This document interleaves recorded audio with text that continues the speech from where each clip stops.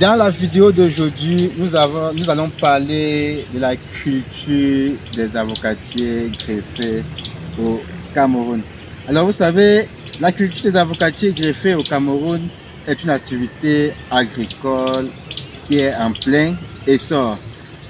Car la demande en termes d'avocats, de fruits d'avocats au Cameroun est très énorme, que ce soit au niveau des marchés locaux ou soit au niveau du marché international.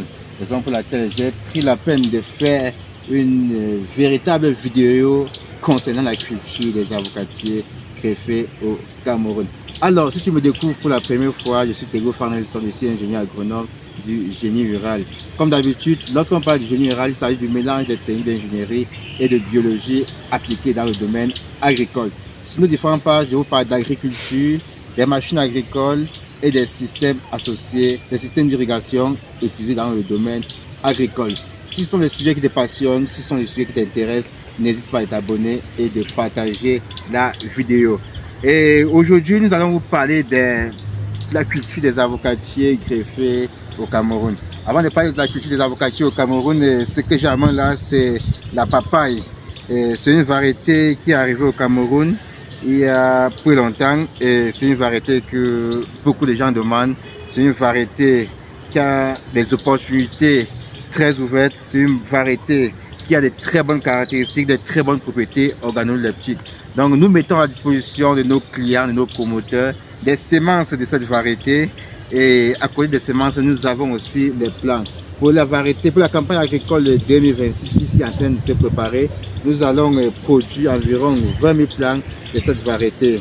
Et autre chose, pour les promoteurs qui ont de l'eau dans le site et qui ont des projets pour la papaye, chez vous, si vous avez des projets dans ce domaine, je souhaiterais que vous puissiez faire votre pépinière une fois sur place pour éviter le transport, la manutention et autres. Ça va vous réduire les coûts. Alors, la vidéo d'aujourd'hui n'est pas de parler de la papaye, mais de parler plutôt des avocatiers greffés. Mais j'ai voulu vous faire une petite présentation concernant la papaye des variétés Kalina. Donc, tous ceux qui ont besoin de cette variété, n'hésitez pas de me contacter pour que nous puissions vous fournir des semences ou soit des plants au moment opportun. Alors, je vais vous faire une présentation complète concernant la culture d'avocatiers greffés au Cameroun pour que vous puissiez au moins avoir une idée sur ce que vous êtes en train de vouloir vous lancer. Ceux qui n'ont pas encore des informations, vous allez sortir cette vidéo avec quelques informations concernant la culture d'avocatiers au Cameroun. Là, vous n'allez plus être égaré concernant que ce soit le choix des variétés, que ce soit les différents types de variétés qui correspondent à vos zones agroécologiques. Bref, c'est juste pour vous donner une idée concernant la culture des avocatiers au Cameroun. Alors, comme premier élément, vous avez les conditions favorables à la culture d'avocatiers greffés au Cameroun. Et si on parle des conditions favorables, il y a les conditions climatiques. Et pour ce qui est des conditions climatiques, en première position, vous avez la température. La température est l'élément favorable qui entre dans la floraison. Donc, c'est la température qui simule la floraison des avocatiers greffés. Et pour ce qui est de la température qui concerne la culture des avocats, nous avons une température qui varie de 15 à 35 degrés. Et la chance que nous avons au Cameroun, c'est que toutes les 10 régions sur 10 sont favorables à la culture des avocatiers. Il faut seulement faire un choix de variété pour avoir une bonne production. Donc le premier élément, c'est la température. Dans les conditions climatiques, vous avez la température qui varie très bien. Et le deuxième élément, maintenant, c'est la pluviométrie. Et pour ce qui est de la pluviométrie, vous aurez environ besoin d'une pluviométrie qui va varier entre 1500 à 2 mm. Et quand on essaie de convertir, ça revient environ 1500 à 2000 mètres, soit 2000 litres d'eau que vous aurez besoin par mètre carré. Donc là, il s'agit des conditions climatiques. Autre élément, nous avons le sol. Pour ce qui est de la culture des avocats, les avocatiers aiment les sols qui sont bien drainés, c'est-à-dire qu'il n'y a pas d'eau stockée, les sols qui sont riches en matière organique. Si un sol n'est pas riche en matière organique, vous savez quand même très bien qu'il faut facilement amender en utilisant la fiente de poule, les bousses de vache, des porcs et autres pour pouvoir amender votre sol. Alors le troisième élément, c'est le matériel végétatif. Dans le matériel végétatif, c'est même le matériel végétatif est même au cœur de la production. Parce que quand vous choisissez mal le plan, quand vous choisissez mal la variété, à la fin, vous n'aurez pas le bon résultat, vous n'aurez pas le bon rendement. Et je vous rappelle qu'au Cameroun, nous avons deux grands groupes d'avocatiers greffés. Nous avons les variétés de groupe A et les variétés de groupe B. Les variétés de groupe A sont celles-là qui sont supposées être plantées dans les zones de haute altitude. Et quand on parle de haute altitude, c'est des zones qui sont à plus de 1000 mètres. À partir de 1000 mètres, on parle de haute altitude. Et pour ces zones, il va vous falloir des variétés très bien spécifiques pour avoir de bons rendements, comme Anahem, comme Taylor, comme As, qui est une variété mixte. À côté de ça, nous avons des variétés de basse altitude. Et quand on parle de basse altitude, ça veut dire des zones chaudes, c'est-à-dire des zones qui sont à moins de 1000 mètres d'altitude, comme le centre, comme le littoral, comme le Grand Nord, et comme l'Est du pays, comme le Sud du pays, et comme le littoral. Donc là, ce sont les zones qui correspondent aux zones de basse altitude. Et pour ces zones, il faut choisir des variétés spécifiques comme Ixon, comme Boat 7, comme Boat 8, comme Tonnage, comme Fouetté, comme As aussi. Donc, une variété qui correspond à ces zones aussi, comme une variété comme Pollock, et bien d'autres variétés ici, et bien d'autres variétés aussi. Donc là, c'est un troisième élément qui est le matériel végétatif. Donc vous avez compris que le matériel végétatif varie en fonction des zones agroécologiques données. Donc en fonction des zones données, on sait faire le choix au niveau des variétés qui vont correspondre naturellement à votre zone agroécologique. Mais le troisième élément ici, qui est très important, c'est la zone où vous allez planter les arbres fruitiers, c'est-à-dire le site choisi. Alors pour ce qui est du site choisi, nous allons plusieurs éléments de choix du site et nous avons plusieurs éléments qui entrent en jeu dans ce qui est du choix du site. Parce qu'après avoir choisi, il faut faire la préparation du site. Après avoir préparé le site, il faut faire définir la densité. Aujourd'hui, en termes d'avocatier greffé au Cameroun, nous travaillons sur 3 densités. La haute densité, qui est de 400 plants à l'hectare. La moyenne densité, qui est de 200 plants à l'hectare. Et la faible densité, qui est de 156 plants à l'hectare. Donc, ça dépend maintenant de vous. Et vous pouvez faire un choix en fonction des cultures que vous allez associer, en fonction des zones où vous vous trouvez. Vous allez faire un choix au niveau des densités que vous allez mettre sur place. Et à côté des densités, il faut faire le piquetage. Après avoir préparé aussi, il faut le piquetage. Après avoir fait le piquetage, il faut faire de la trouaison. Et aujourd'hui, nous utilisons des machines pour faire de la trouaison.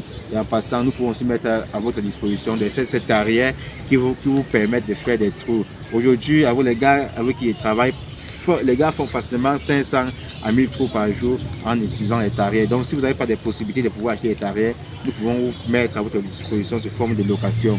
Et nous mettons les gars qui maîtrisent pour pouvoir vous aider à travailler. Et après avoir fait la trouaison, il faut passer au planting. Et avant de faire le planting, il faut faire de la fertilisation organique, c'est-à-dire mettre la fiente au sol avant de pouvoir mettre les plants, passer au planting. Donc là, ça entre dans le troisième élément. Après le troisième élément, on va maintenant passer à l'entretien. Parce qu'après avoir planté, il faut passer au quatrième élément qui est l'entretien. Et dans l'entretien, nous allons noter le désherbage. Après le désherbage, il y a de la taille, c'est-à-dire on élimine les feuilles mortes et autres, pour réduire la plante si ça végète trop. Après avoir fait ça, il y a autre élément qui entre dans l'entretien, l'irrigation. L'irrigation, c'est un élément qui est très important, surtout pour ceux qui vont produire les avocatiers dans les zones chaudes. Parce que lors de la floraison, il faut assez d'énergie pour que la plante puisse maintenir les fleurs pour éviter tombées des fleurs, ou pour ne pas dire les avortements des fleurs. Et après ce quatrième élément, qui est le cinquième élément qui est l'entretien, nous avons le sixième élément qui est les ravageurs et les maladies. Et pour ce qui est des maladies, les avocatiers sont souvent plus exposés à 3 principales maladies. La première maladie est la pourriture racinaire, qui est très répandue dans les pépinières et dans les vergers, mais on a des solutions pour traiter ça. La deuxième maladie est la rouille. La rouille s'observe facilement en pépinière, qui se caractérise par le rétrécissement des feuilles. Donc, je suis en pépinière comme ça, il peut facilement identifier la rouille, mais il faut quand même le traitement. Voici un peu la rouille, comment la rouille se comporte en pépinière. Donc, vous savez comment la rouille se comporte. Et nous sommes commentés à faire le traitement. La rouille ou l'anthracnose, donc c'est une maladie qui est très répandue dans les vergers et dans les pépinières. Et le troisième élément maintenant, c'est le Cercosporia. C'est une maladie qui agit plus au niveau des feuilles ou du feuillage. Et sa présence se caractérise par des taches brunes au niveau des fruits et au niveau du feuillage. Mais on a des produits quand même pour lutter contre ça. Après les maladies, vous avez les ravageurs, par exemple les tripes, qui sont des maladies, qui sont des ravageurs qui consomment plus de feuillage et agissent aussi plus au niveau des fruits.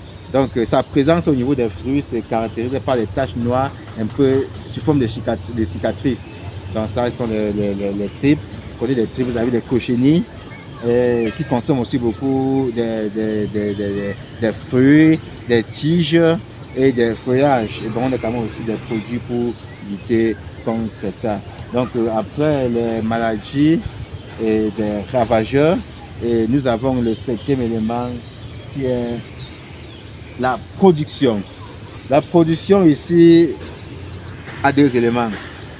Et le premier élément, c'est le cycle, la première année d'entrée en production.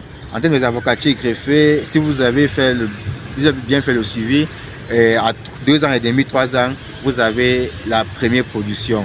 Le deuxième élément, c'est le rendement. En termes d'avocatier, lorsque les fruits entrent en production à 3 ans, 4 ans après, vous commencez les récoltes. Les récoltes commencent à faire de manière croissante. C'est-à-dire, en première année, vous pouvez récolter 10, 15, 20 fruits. Deuxième année, vous montez, vous passez un quart de sac. Prochaine année, vous passez demi-sac. Et à partir de 7 ans, vous avez un sac. Si sur un hectare, vous avez densifié 400 plants, vous aurez 400 sacs. Et aujourd'hui, sur le marché, le sac coûte en moyenne 25 000, 30 à 35, 40 000. Donc, si vous essayez de calculer, vous allez voir ce que ça va vous donner. Là, c'est le septième élément. Maintenant, le huitième élément, c'est la commercialisation. Pour ce qui est de la commercialisation, vous pouvez cibler les marchés locaux. Au niveau local, au Cameroun, vous pouvez trouver les marchés un peu de partout. Après le Cameroun, vous passez au niveau de l'Afrique centrale, les Gabonais, un peu de partout. Les Congolais consomment très bien les avocats qui viennent du Cameroun. Et si on part plus loin, vous entrez au niveau des marchés internationaux. Et pour ce qui est des marchés internationaux, vous allez maintenant viser 2 variétés. Et que je vais vous présenter même ici, la variété As et la variété fouettée. Vous avez ici la variété As qui est en train de fleurir. Donc observez sa floraison. Ça a fleuri comme ça 4 mois après le planting.